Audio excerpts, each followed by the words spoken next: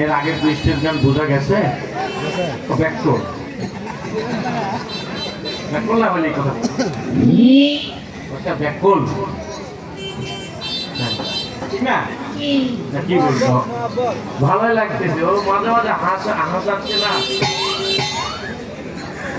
ভালো লাগছে। তবে জেনে রাখ একটা হাদিস আছে যে একটা মানুষ যদি তার ইচ্ছা হয় শুধু মানুষকে হাসানোর জন্য, আপনি শুনছেন কিনা, একটা মানুষ যদি তার ইচ্ছা হয় যে শুধু মানুষকে হাসানোরই জন্য, তাহলে তাকে কিন্তু আল্লাহ পাকে সেই শাস্তি নামক জাহান্নামে যেতেই হবে, তা অনেক নিকৃষ্ট জায়গায় যে বুঝতে পারছেন কিনা। আর আমার হাদিস জানা না আছে কিনা আছে পরের হিসাব। আর নুন সাকিব কোথায় তুমি পড়ছো, তুমি একজনের ডিগ্রি জানতে চাও, এত বড় সাহস তুমি পেলে কোথায়?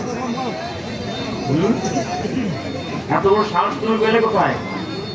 তুমি কার হাতের ছেলে? তোমার পরিচয় কি? তুমি পরিচয় দিয়েছো মঞ্চে? তুমি কার হাতের ছেলে? তোমাকে আমার ডিগ্রি জানাবো কেন? তুমি খালি জায়গায় দাঁড়িয়ে বলবে বাজান এই পড়াটা ভুল, জানি তো ছেড়ে দেবো কিনা। মজা করলাম একটু, ঠিক আছে? আমি হয়তো তোমার মতো কার্টুন করলাম না, আমি একটু মজা করলাম। আমি এবার আমার জাকির ভাইয়ের অনুরোধ রয়েছে, আমি সেই গানগুলো করার চেষ্টা করছি দরবারের পক্ষ থেকে। সাউন্ডটা মনে হয় একটু পারবে, কারণ ও লাস্টে বলেছিল একটু কমবে।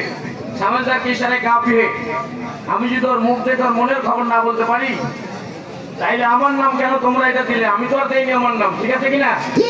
হ্যাঁ, আল্লাহর কসমই নাম আমি দেইনি, এ নাম তোমরাই দিয়েছো। আল্লাহর কসমই নাম আমি কাউকে দিতেও বলিনি, তোমরাই দিয়েছো। বুঝেছি না কথা বলো। রেজবি তরিকাকে ভালোবাসি তার মানে এই নয়, বুঝেছি না কথা।